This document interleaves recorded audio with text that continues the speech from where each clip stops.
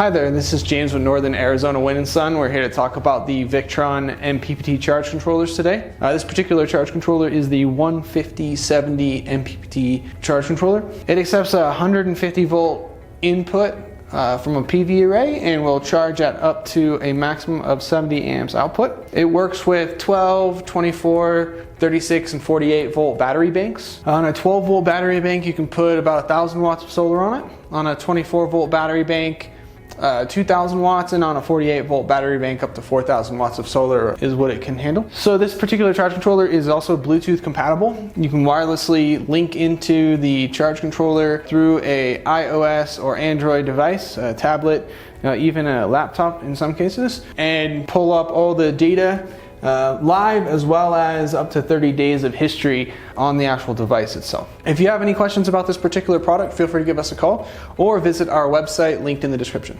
Thank you for watching our video. If you enjoyed it, please like, subscribe, and comment.